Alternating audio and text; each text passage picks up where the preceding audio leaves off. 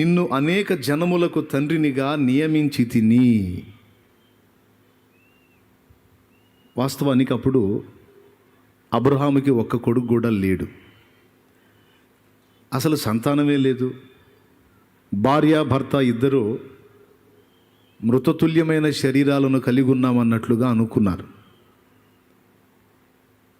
Science ప్రకారం ఎన్ని వైద్యాలు చేసి ఎన్ని తిప్పలు పడినా సహజంగా పిల్లలు పుట్టే పరిస్థితి వారికి లేకుండా అయిపోయింది.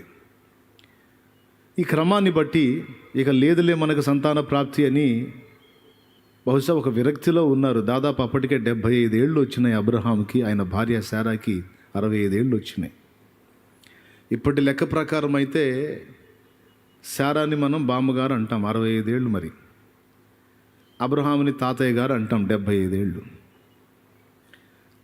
అంత ఏజ్లో ఇంకా ఏం పిల్లలే అని ఒక విరక్తిలో బహుశా ఉన్నారేమో. ప్రతి మనిషి దేవుణ్ణి వెతకాలంటే ఏదో ఒక ప్రతికూల పరిస్థితిని బట్టి ఎక్కువ శాతం మంది దేవుణ్ణి వెతికారు. అన్ని పరిస్థితుల్లో అనుకూలంగా ఉన్న వ్యక్తి దేవుణ్ణి వెతకడు, లోకాన్ని అనుభవించడానికి లోకాన్ని వెతుకుతూ ఉంటాడు. ఏదో ఒక విషయంలో బాధ, వేదన, శ్రమ, ఇబ్బంది, కొరత, కొదువ కలిగినప్పుడే, మనుషుల దగ్గర నుంచి ఏ సహాయం అందనప్పుడే, మనుషులు మేమేం చేయలేమని చేతులు ఎత్తేసినప్పుడే దేవుణ్ణి వెతుకుతాడు. నా జీవితంలో కూడా అదే జరిగింది. 2002వ సంవత్సరంలో ఖచ్చితంగా నేను కూడా ఇదే అనుభవంలోకి వచ్చాను. మనుషుల మీద ఆధారపడి, విస్తారమైనటువంటి వారికి మొక్కి వారి మీద ఆధారపడి, భయంకరమైన శ్రమానుభవంలో నలిగి, చివరికి ఫ్యామిలీలో మరణాలు కూడా జరిగి, ఏం చేయాలో, ఎవరు ఆదరిస్తారో, ఎలా బయటపడాలో ఏ విధమైన ఆదరణ లేక, ఎవరిని అంటాం, ఎవరి మీద మనం కోపడదాం, ఎవరి మీద సణుగుదాం, ఎవరి మీద గొణుగుదాం, ఏ ఆదరణ లేక వేదన చెంది చివరికి దేవుడే కదా ఎవరికైనా దొరికేది. దేవుడా, నన్ను ఎందుకు పుట్టించావు, నాకు ఎందుకు ఈ జన్మనిచ్చావు, నా జీవితం ఇట్లా ఎందుకు తగలబడింది, నాకు ఈ కష్టాలేంది, నాకు ఈ బాధలేంది, నాకు ఈ పరిస్థితులు ఏంది, నా కుటుంబానికి దరిద్రత ఏంది, నా కుటుంబానికి శాపం ఏందని కలిగిన శ్రమను బట్టి నేను కూడా దేవుణ్ణి వెతికాను. అబ్రహాము ఒక కొరతతో వెతికాడు. అంతకుముందు ఆయన కూడా విగ్రహ సంబంధమైన ఆరాధనలోని కుటుంబానికి చెందినోడే. ఆయన కూడా విసుగు చెందినట్టున్నాడు. అది ఇది అని తిప్పలబడి ఏ దారి దొరక విసుగు చెంది, ఇవన్నీ కాదు, అసలు నిజమైన దేవుడు ఎవరో, జీవం గల దేవుడు ఎవరో వేరుగా ఉన్నాడు, ఆయన్ని కనుగొంటేనే నేను ఏదన్నా పరిష్కారం పొందుతానని వెతికినట్టున్నాడు. మత్తయి సువార్త 7:7లో చెప్పాడు కదా, వెదకుడి మీకు దొరుకునని. వెతికిన వానికి దొరుకుతాడంతే. హల్లెలూయా. తట్టుడి మీకు తీయబడును, అడుగుడి మీకు ఇవ్వబడును. నిజమైన దేవుడు ఎవరు అనే అన్వేషణ శ్రమలో, వేదనలో, కొరతలో, కొదువలో, దుఃఖంలో, బాధలో చాలామందికి కలిగింది. అబ్రహాం జీవితం కూడా దాదాపు ఈ అనుభవాల్లోనే వచ్చింది. అప్పుడు జీవం గల దేవుడు దర్శించాడు. నీ అన్వేషణ నాకు నచ్చింది, మొత్తానికి సత్యాన్వేషణ జరిగించావు, నేనే దేవుణ్ణి, మరి ఏ దేవుడు లేడు, రా, నేను నిన్ను ఆశీర్వదిస్తాను. ఏ విషయంలో కొరత, కొదువ కలిగి నలిగిపోయావో,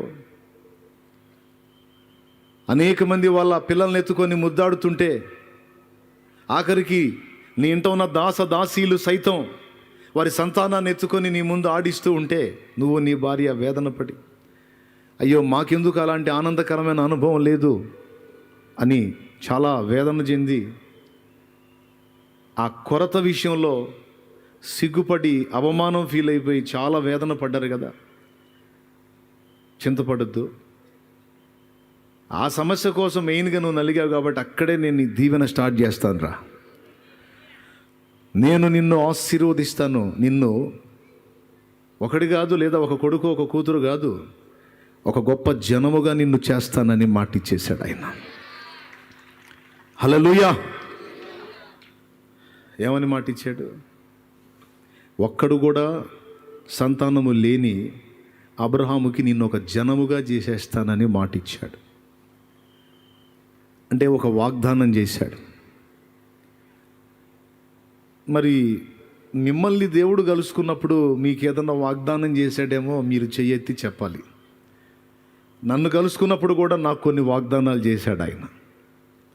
నేను కూడా దేవుణ్ణి కలుసుకున్నప్పుడు, నన్ను ప్రభువు కలుసుకున్నప్పుడు నాకున్న పరిస్థితులను బట్టి నాకు కూడా కొన్ని ప్రామిసులు చేశాడన్నా, కొన్ని వాగ్దానాలు చేశాడు అంటే చేయొద్దండి. కొంతమంది చేతులు ఎత్తలా అంటే ఒకవేళ దేవుణ్ణి కలుసుకున్నప్పటికీ వారికి దేవుడు ఏమీ వాగ్దానం చేయలేదా, లేకపోతే ఏదో చేశాడులే కానీ నువ్వు చెప్పు అనే. నాకు తెలిసి ఖచ్చితంగా ఏదో ఒక అక్కరలో, ఏదో ఒక శ్రమలోనే మనం దేవుణ్ణి వెతికాం. ఆయన మనల్ని కలుసుకున్నాడు. కలుసుకున్నప్పుడు ముందుగా మనకి ఆయన మాటల్లోని ఆదరణ, ఆయన వాగ్దానమే. హల్లెలూయా, హల్లెలూయా. అబ్రహాం విషయంలోకి వచ్చేసరికి ఆయన ఇచ్చినటువంటి వాగ్దానం వాస్తవంగా అప్పుడున్న పరిస్థితుల్లో అసాధ్యం. ఆ దేవుడేదో మాట్లాడాడులే, ఆయన ఇచ్చిన మాట ప్రకారం నాకు సంతానాన్ని ఇస్తాడు అని నమ్మటానికి, నిరీక్షించడానికి, ఎదురు చూడటానికి ఆధారము లేని పరిస్థితులు అవి. ఎందుకంటే 75 ఏళ్ల వయసు వచ్చిన వానికి ఒక 25-30 ఏళ్లలో పెళ్ళైతే కనీసం 40 ఏళ్ళు తిప్పలబడి ఉంటాడు కదా. అవునా కాదా? అవునంటే నోరు తెరిచి అవునానండి, డౌట్ లేదుగా. 40 ఏళ్ళు తిప్పలబడి ఉంటాడు. బహుశా ఆరాధనలు చేసి ఉంటాడు, కనపడ్డదాన్నల్లా సేవించి ఉంటాడు. ఏది ఆ సమస్య పరిష్కారం అయిద్దని, తన పితరుల మార్గంలో నడిచి ఎన్నో తిప్పలబడి వారు సేవించిన వాటిని ఎన్నిటిని ఆరాధించాడో, ఎన్ని వైద్యాలు పొందాడో, ఎంతమంది ఎన్ని సలహాలు చెప్పారో. అబ్రహాం గారు లేదండి, అబ్రహాము కాదు అబ్రాము, అవకాశం లేదండి, నీ భార్య పరిస్థితి బాగలేదండి, నీ పరిస్థితి బాగలేదండి, పిల్లలు పుట్టే ఛాన్స్ లేదండి అని ఇదేదో సంతానం గొడవ అనుకోవాకండి. ఇక్కడ కూర్చున్న వాళ్ళల్లో ఎవరెవరికి ఏ రకాల సమస్యలు ఉన్నాయో ఆ సమస్యల్ని వదిలించుకోవడానికి నువ్వెన్ని తిప్పలు పడ్డావో, ఎన్ని ఆరాధనలు చేశావో, ఎన్నిటికి మొక్కావో, ఎన్ని బాధలు పడ్డావో, నియమనిష్టలతో ఎంత భక్తి చేశావో, ఎంతమంది ఎన్ని రకాల సలహాలు చెప్పారో. అబ్బో ఇది సాధ్యం కాదు, ఇది చాలా కష్టం అని, ఇది అట్లా, ఇది ఇట్లా, నువ్వు బయటపడే ఛాన్స్ లేదు, నీ పని అయిపోయింది, ఎవరెవరు ఎన్ని రకాలుగా నీతో మాట్లాడారో. నీ బాధలు నీకున్నాయి. అబ్రహాం అనేవానికి ఆయనకున్న సమస్యలు అయ్యి ఏం సమస్య అంటే మెయిన్ ఒక అవమానకరమైన పరిస్థితి. పాపం శారమ్మ వెళ్ళి ఎవరు బిడ్డనన్న పట్టుకుంటే ఆ గొడ్రాళ్ళు పట్టుకుంది, నా బిడ్డకి ఏమన్నా అయింది. గొడ్రాలకి శుభకార్యాలకు ఆహ్వానం ఉండదు. ఏదన్నా ఒక పని మొదలు పెట్టేటప్పుడు సంతానవతి చేత ప్రారంభింపజేస్తారు కానీ గొడ్రాల చేత చేయరు. కాబట్టి అదొక అవమానకరమైన జీవితం. వాళ్ళకి ఆ ఒకటే సమస్య. ఇక నీ సంగతి ఏంటంటే నాకు బోల్డన్ని ఉన్నాయి, నాకున్న బాధలు నాకున్నాయి. అయితే ఆ ఒక్క సమస్య విషయంలో అబ్రహాం పరిస్థితి ఏంటంటే నిరీక్షించడానికి ఆధారం లేనటువంటి పరిస్థితి. ఎట్లనన్నా బయటపడతాం, ఈ కార్యం జరిగిద్దని ఎదురు చూడటానికి అవకాశం లేని పరిస్థితి. అలాంటి పరిస్థితుల్లో దేవుడు చెప్పిన వాగ్దానాన్ని, దేవుడిచ్చిన ప్రామిస్ని అవిశ్వాసము చేత సందేహింపక విశ్వాసం ఉంచాడు అని వాక్యం సెలవిచ్చింది. వాగ్దానం దేవుని దగ్గర నుండి మనిషికి వచ్చిన వాగ్దానాలు 2 రకాలు. జాగ్రత్తగా వినండి. దేవుని దగ్గర నుండి మనిషికి వచ్చిన వాగ్దానాలు 2 రకాలు. ఒకటి సార్వత్రికంగా అందరికీ వర్తించేటువంటి వాగ్దానాలు, 2 వ్యక్తిగతంగా మనకి దేవుడిచ్చే వాగ్దానాలు. సార్వత్రికంగా అందరికీ ఇచ్చేటువంటి వాగ్దానాలు ఏంటంటే, నా యందు విశ్వాసముంచు వానికి జన్మకర్మ పాపములు కడిగి వేసి, నా యందు విశ్వాసముంచి మారు మనసు పొంది బాప్తిస్మం పొంది రక్షణానుభవంలోనికి వచ్చిన వానికి నేను ఒక ప్రామిస్ చేస్తున్నాను. ఏంటంటే, వానికి నిత్య జీవం అనుగ్రహించబడుతుంది. ఇది దేవుని వాగ్దానం. ఇది వ్యక్తిగతం కాదు, సార్వత్రికం. ఎందరూ ప్రభువును అంగీకరించిరో, ఎందరూ దేవుని ప్రియకుమారుని విశ్వసించిరో వారందరికీ ఈ వాగ్దానం వర్తిస్తుంది. Praise the lord. రెండవది, బాప్తిస్మం పొందినవాడు పరిశుద్ధాత్మ కొరకు ప్రార్థన చేస్తే పరిశుద్ధాత్మ అభిషేకాన్ని కూడా మీ మీదికి పంపి, పాపము నిండినటువంటి ఈ లోకములో పాపమును ఎదిరించి జీవించడానికి కావలసినటువంటి శక్తి నా ఆత్మ ద్వారా మీకు ఇస్తానన్నది కూడా వాగ్దానం. ఇది డైరెక్ట్గా అపోస్తల కార్యం 1వ అధ్యాయంలో ప్రభు తానే సెలవిచ్చాడు. ఒకసారి మీరు చూడగలిగితే అపోస్తల కార్యం 1వ అధ్యాయంలో 4వ వచనాన్ని ఒకసారి చూడండి. ఆయన వారిని కలుసుకొని ఇలాగూ ఆజ్ఞాపించెను, మీరు యెరూషలేము నుండి వెళ్ళక నా వలన వినిన తండ్రి యొక్క వాగ్దానము కొరకు కనిపెట్టుడి. దేనికోసం? నా వలన వినిన తండ్రి యొక్క వాగ్దానము. ఏమిటి వాగ్దానం? ఎవరిని గూర్చిన వాగ్దానం అంటే పరిశుద్ధాత్మ దేవుని గూర్చిన వాగ్దానం. నేను వెళుతున్నాను, మీతో ఎల్లప్పుడూ ఉండుటకై వేరొక ఆదరణకర్తను నేను మీకోసం పంపిస్తాను అని ఎవరిని గూర్చి చెప్పాడు? పరిశుద్ధాత్మను గూర్చి చెప్పాడు.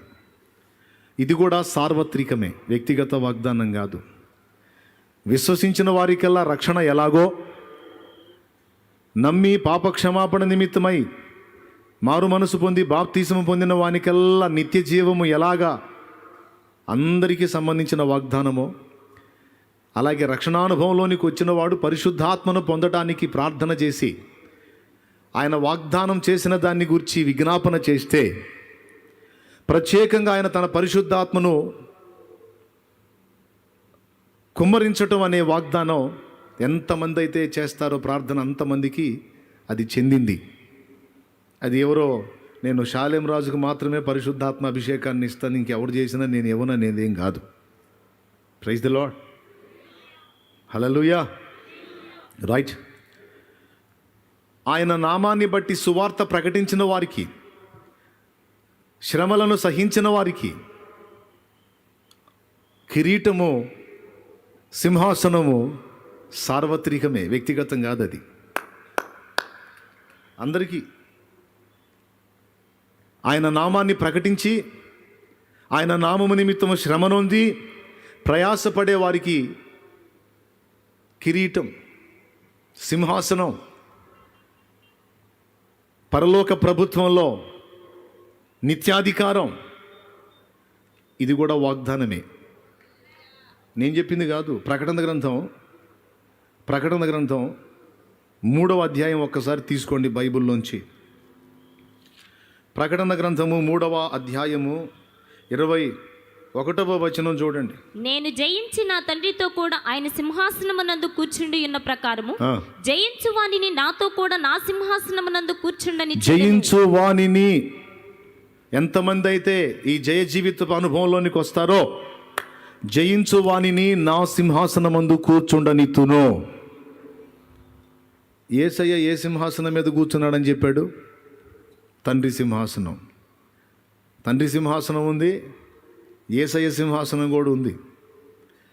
తండ్రి కూర్చున్నాడు, తండ్రి కుడి పార్శ్వమున ప్రభు కూర్చున్నాడు. Praise the lord. నేను జయించి నా తండ్రి సింహాసనం ఎక్కాను, మీరు కానీ జయిస్తే నా సింహాసనం మీద మిమ్మల్ని కూర్చోబెడతాను. ఇది వ్యక్తిగతమా? ఈ వాగ్దానం అందరికీ చెందిందా? ఎవరు పాటుపడితే, ఎవరు జయిస్తే, ఎవరు పోరాటంలో గెలిస్తే వారందరికీ కూడా. జయించు జయించు జయించు జయించువానికి అంటాడు కదా. ఏం జయించాలి ఇంతకీ? ఏం జయించాలో ఒకే ఒక్క మాటలో తేల్చి చెప్పేశాడండి పౌలు మహనీయుడు. తిమోతికి రాసిన 2వ పత్రిక 4వ అధ్యాయం 7వ వచనంలో చెప్పేశాడు. మంచి పోరాటము పోరాడి తిని, నా పరుగు కడముట్టించి తిని, విశ్వాసము కాపాడు.